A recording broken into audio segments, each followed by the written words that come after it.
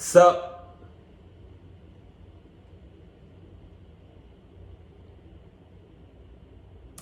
no.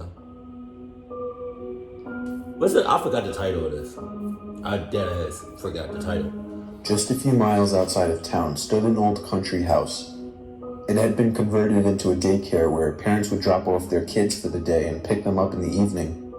However, said daycare has been out of business for a few years now. There was a sign posted in the front yard just a few feet from the house that read, "Happy Sun Daycare," with a drawing of a cute-looking cartoony sun painted on it. In the fenced-in backyard stood playground equipment that had since fallen into disrepair and had begun to rust. A slide, a couple of swing sets, some monkey bars, and a merry-go-round were once covered by swarms of children as they ran and played in the outdoors. They had since become purchased for the local birds and squirrels and were swarmed by ants rather than children. I had decided to write a report on the Happy Sun Daycare for the news blog I worked for. For one thing, several of the citizens today had gone to that daycare. I figured it might make for an interesting story to read about their experiences there and if it affected their later life in any way. The other reason wasn't quite so innocent. There had always been concerned parents who would fret over leaving their child in someone else's care. That constant worry over how safe their sons and daughters were. I just got finished reacting to a video on babies and Mr. Nightmare. It was a Mr. Nightmare video I just watched. A recent one. His most recent video. The babysitter jump. You just don't know. You don't know people. Even your closest peoples. You don't know. Like, you don't know how safe you are and how safe your kids are. Like, you just don't know. And sometimes you can't really trust yourself. You feel me? So to put your kids, to put your trust into somebody that you know, either you know it like the back of your hand, or you just met. To watch your kids, that's a lot of trust. Especially with all those horror stories posted online about various daycare-related tragedies. I'm saying. For my report, I decided I would interview both employees and people who had gone to the daycare as children.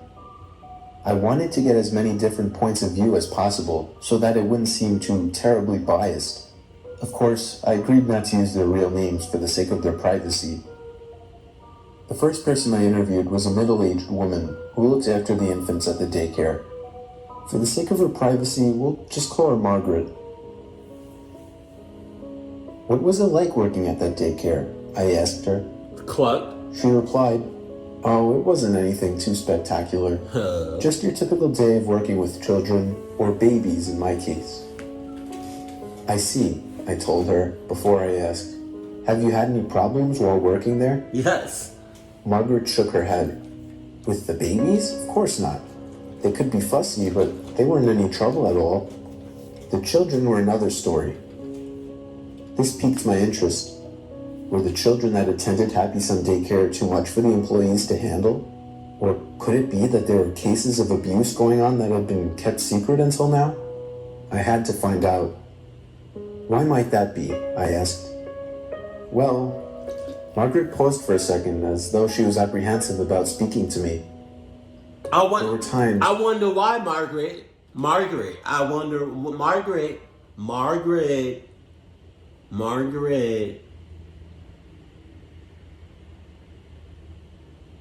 Tell me what's really going on, Margaret. I heard muffled squealing. No. Is the color changing? Or am I tripping? I don't know. Not squealing, screaming. At first I thought it was just the children pretending to be scared. But the more I heard it, the more I realized those screams were real, that something was terrifying or possibly even hurting them. "Did you ever see any children get hurt?" I asked. Margaret nodded. "Yes, most of them were just typical scrapes and bruises you would expect to find on a child who fell while playing or bumped his head while trying to show off to his friends. Some of them, though, seemed off to me. Every so often I would see a child walk past on the way to the nurse's office, and each time The child looked like he had been scratched or even bitten. God. Kids being scratched or bitten? That would be cause for alarm for anyone. Perhaps some wild animal had decided to make its home near the daycare, and curious children had gotten too close. Really? Maybe a stray dog had wandered into the playground and some poor unknown kid wanted to pet it. Man, come on. Were there any animals in the area? I had decided to ask. Stray dogs, raccoons, perhaps a possum nest? I doubted. Pets weren't allowed at the daycare, and traps were set up at night to keep any wildlife away. Though there might have been a dog roaming around the area. Margaret shook her head. I pointed out, perhaps it was the dog that had bitten those children. Nah. Oh, I only heard the dog, she told me. I had never actually seen it, and all I heard were the occasional growl, snarl, or howl. So Margaret had only heard what sounded like a dog. I couldn't rule out the possibility that perhaps she had mistaken some noise she heard for that of a dog. Maybe she had heard some children that were only pretending to be dogs and mistook them for a real one. Or maybe she heard the wind and thought it was a howl. If that were the case, that would explain the scratches and bites she saw on some of the children. It wasn't too out of the realm of possibility that a child could have simply scratched his or her arm on a branch or part of a fence by accident. That's far-fetched as hell. Either they physically got clucked up, or it was a spirit.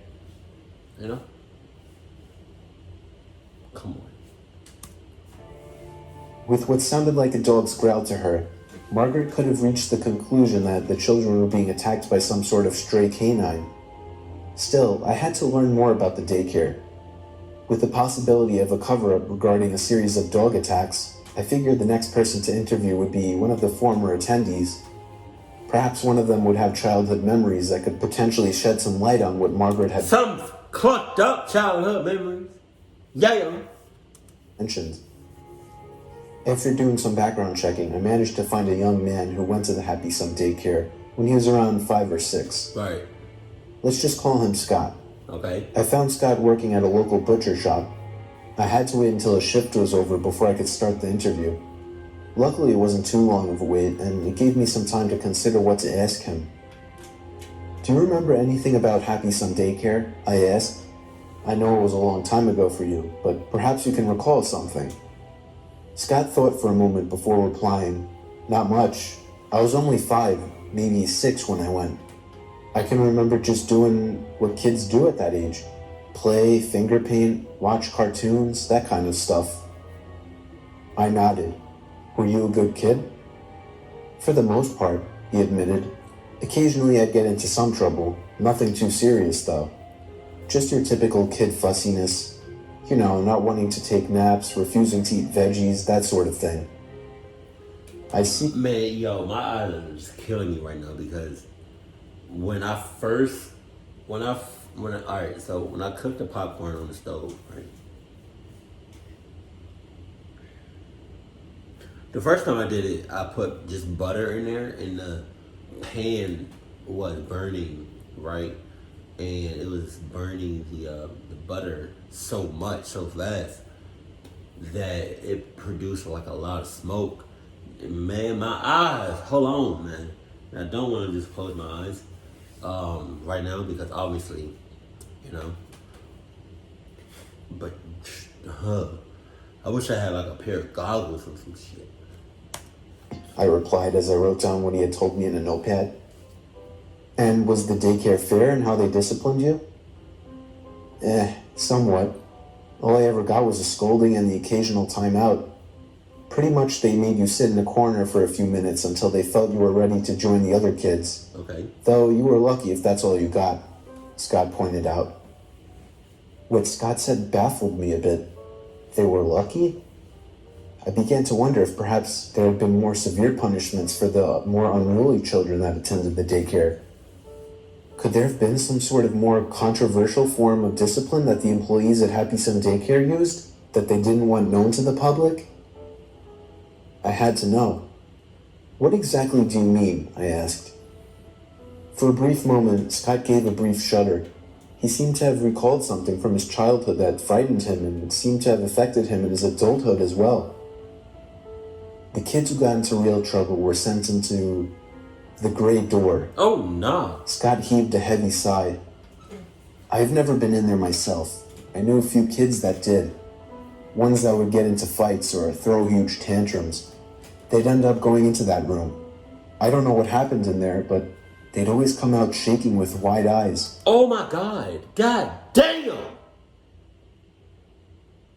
You gotta have like some sense of what the hell is going on with them kids behind closed doors, a gray door. Now, every time I say a gray door, I'm gonna just think like the worst. And I'm gonna always think about this story. Oh my God. Can you? Oh God. But like, yeah, they probably just. It was a whole lot. I tell you what though, it was a whole lot of cluckness to the max, like all the way, like. Oh God, to the kids though. How you don't come in talking about something? You a kid, right? You talking about something. Sunshine, lollipops, and rainbow. And then you go inside, you come out, you talking about something.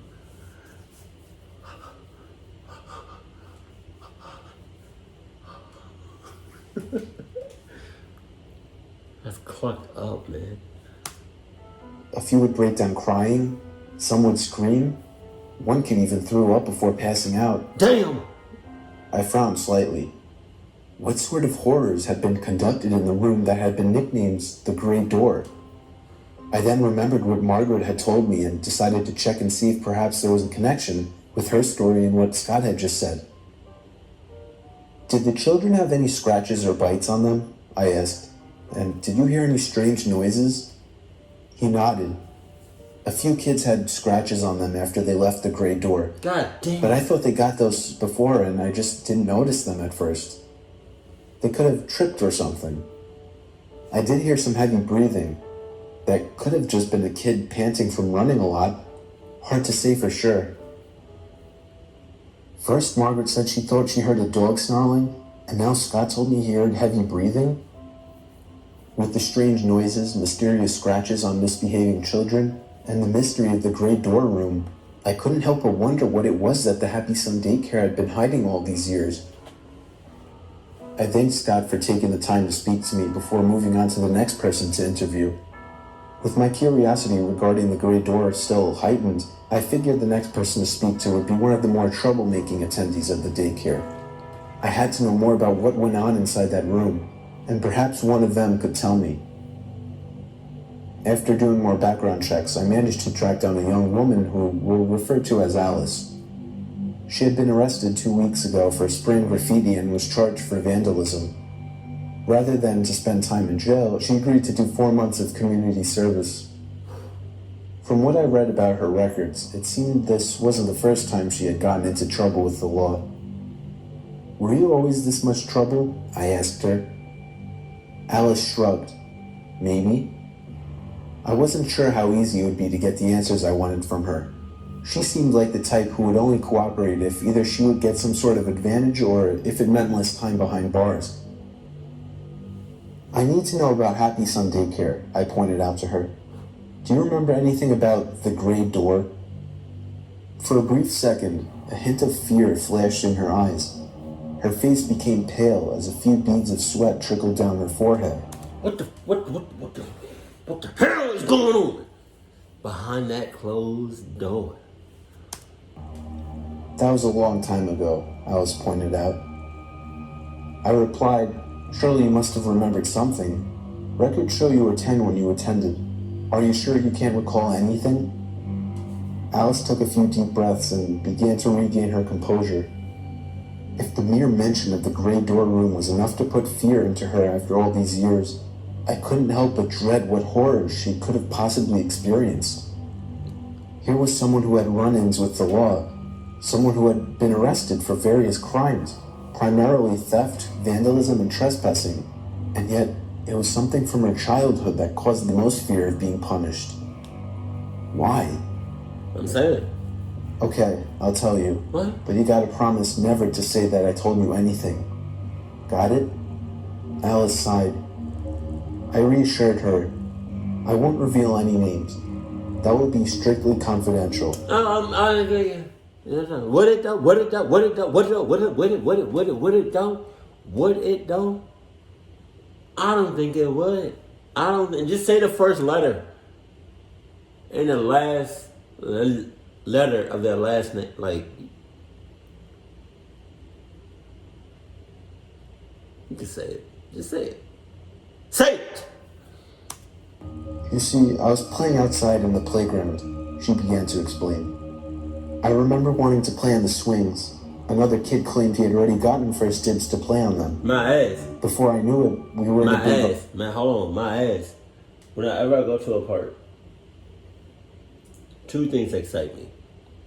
Swings and the merry-go-round. Not the one with the horses. I'm talking about the one with the it has like it's like a disc, it's like a flat disc.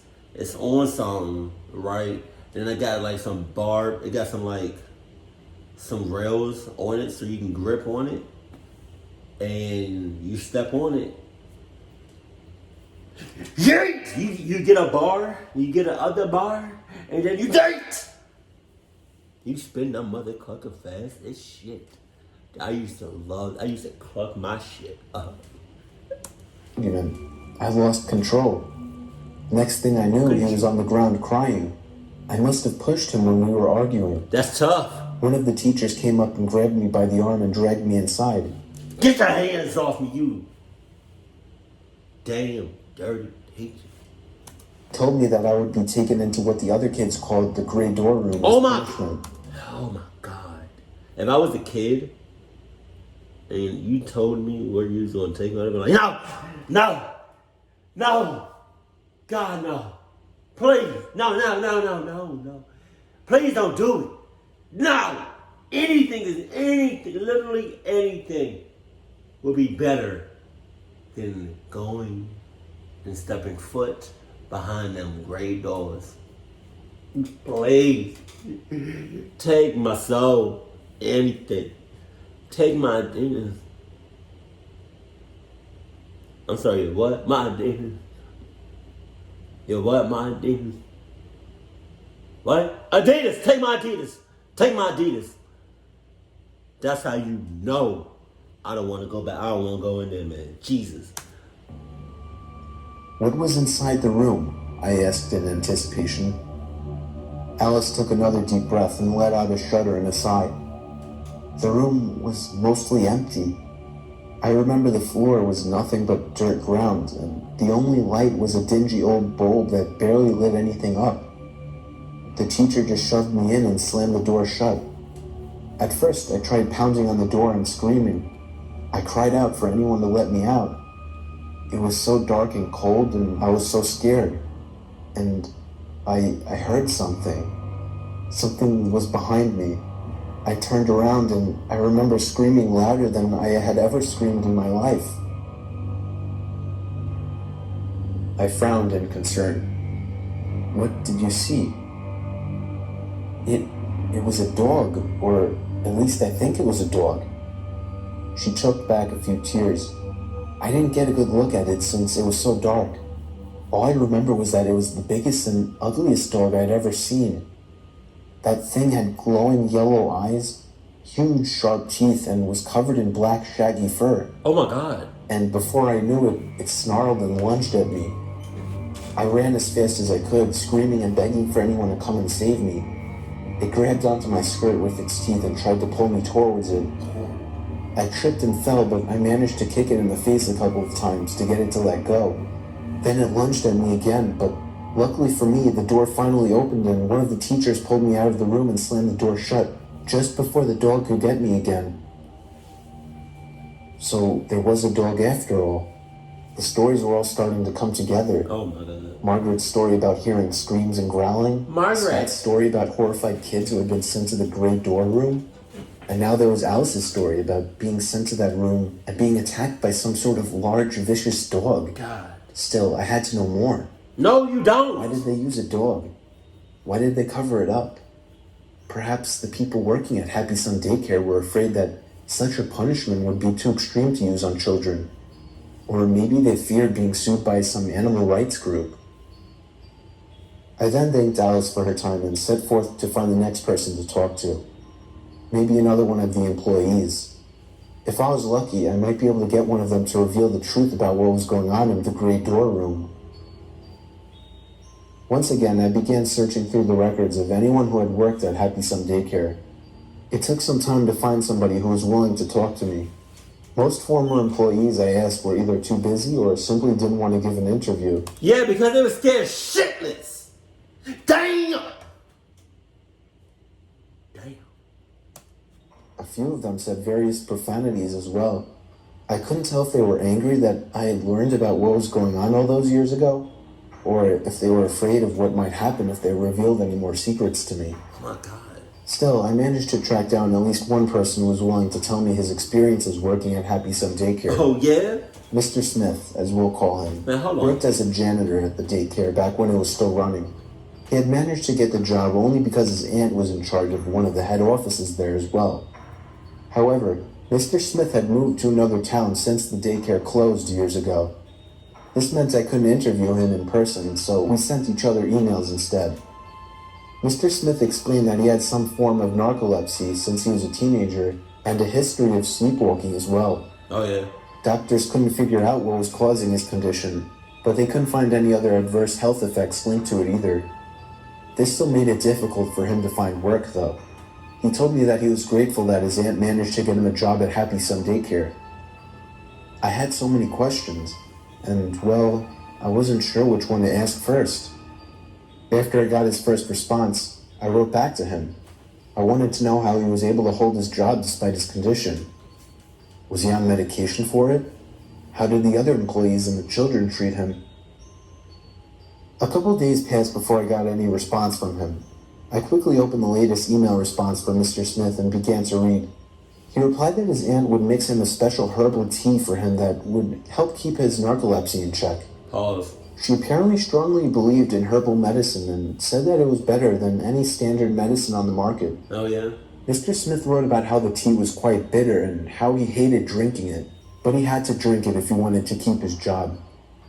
Though, on occasion, his aunt would run out of the leaves needed for the tea and he'd end up falling asleep. This prompted another employee to go and make sure he didn't accidentally hurt himself or others. As for how others treated him, Mr. Smith explained in his letter that the children were generally very nice to him. Most of them were quite curious and would ask him a lot of questions while he worked. A few would generally act as a nuisance, but he didn't recall any of them being too much trouble. On the other hand, the other employees seemed to have a sense of uneasiness around him. He explained how he felt that they seemed extremely cautious around him. Also, he pointed out that his aunt always kept a close eye on him. He wasn't sure if this was due to his condition or some other reason, though. That just caused more questions to form in my mind. Why were the other employees uneasy around him? Was it because he was the nephew of one of the higher-ups? Or was there another reason? And there's the matter of his aunt keeping a close eye on him. Maybe they were trying to keep the whole issue regarding the Grey Door room a secret from him. Perhaps they were afraid that he would find out about the dog and would contact the police. I had to know if he knew anything about the room. I quickly wrote a reply and asked if he knew anything about a large empty room and children being attacked by some sort of large dog. Another couple days passed before I got another response from Mr. Smith. I opened the reply and began to read. He said that he didn't remember any sort of dog at the daycare. In fact, he pointed out that animals weren't allowed on the property and that he would set traps to keep squirrels and mice out. His aunt was very strict about no pets being allowed as well, most likely due to any potential allergies kids might have. Mr. Smith... But their potential allergies ain't got shit on me. Sorry. No, but like, those allergies that they might have don't got nothing on the what's the names? The what are you watching? I forgot. Hold on.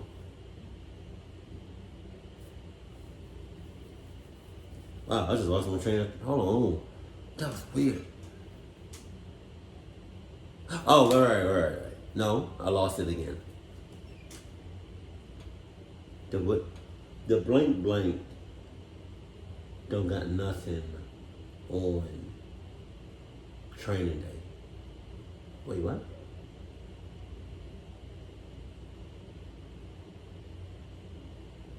What? Hold on. I completely...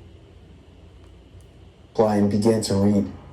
He said that he didn't remember any sort of dog at the daycare.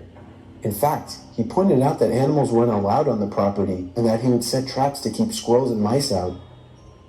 His aunt was very strict about no pets being allowed as well, more likely due to any potential allergies kids might... Yeah, okay, potential...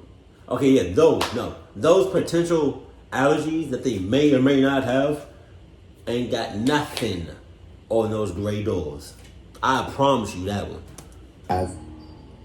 Mr. Smith explained in his reply that perhaps the dog Alice claimed had attacked her was just someone in a cheap-looking dog costume, that the room was kept barely lit so the kids in there wouldn't realize it was a fake, and that the scratches and bites were just the result of them tripping and accidentally scratching themselves on the dirt. Man, come on. To my surprise, he had been in the gray door room himself several times as well. Strangely, he pointed out that they were always when he hadn't any tea to drink and would wake up in the room. He wasn't sure if anyone had simply moved in there so he could sleep without being in anyone's way, or if he had been sleepwalking again and had just stumbled in there by mistake. Mr. Smith explained that the room was originally going to be a large storage closet for various arts and crafts related supplies, but was never finished due to budget cuts. He wrote in his reply that his aunt didn't want the area to go to waste, so they decided to use it as a means to punish misbehaving children. Wow. In his opinion... Wow. Out of all things you could have made that room into, you chose that shit. Probably bought a dog costume and would wear it while terrorizing any children sent into the room as a means of instilling fear of punishment into their minds. I sent one last email to Mr. Smith thanking him for taking the time to reply to my messages. The whole thing about Happy Sun Daycare was starting to piece together. From what I had gathered via the various interviews from both students and employees, children who misbehaved were sent to the large empty space called the Gray Door Room.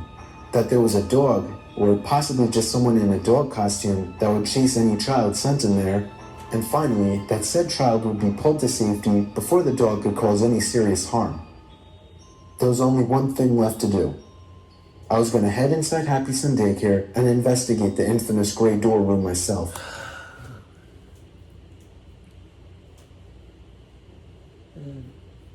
Look.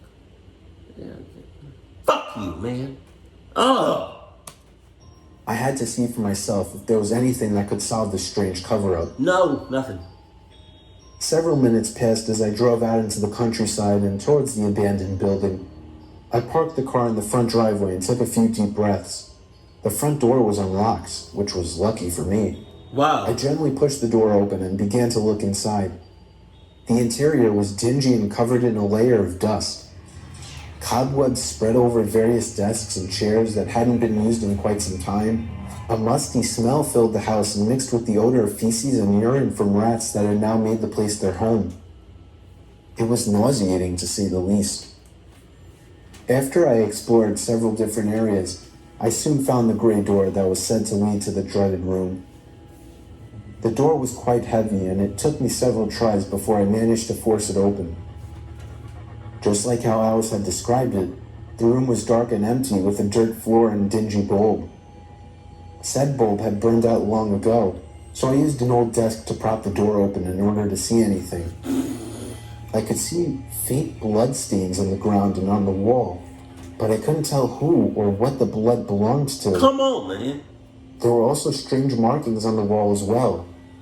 I took a closer look and could have sworn they resembled claw marks of some kind. As I continued to examine the room, I noticed various footprints in the dirt. Many were faded or had been trampled over one another, but I could still make out a few. Most of them were the footprints of children. They looked like the children had been running away from something. There was one other distinct set of footprints that caught my attention. I examined them closely. I could definitely make out the distinctive foot pads, claws, and individual toes on at least one of the prints. This wasn't some person in a cheap costume. Happy Son Daycare had been using a dog to terrorize children. I had to let people know what they had been hiding for all these years. However, as I made my way out the daycare into my car, there was one aspect about those footprints that made me uneasy. Since when do dogs walk on two legs?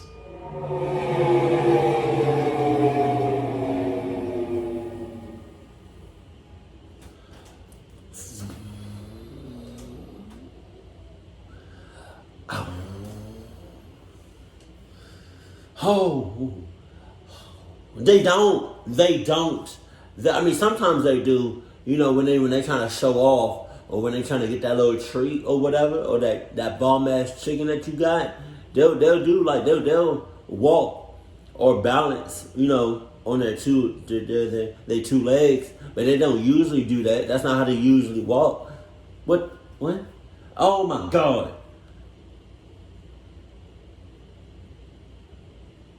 I wonder if there's a part 2 to this. God damn. What was this called? I forgot what this was called. But, oh my God.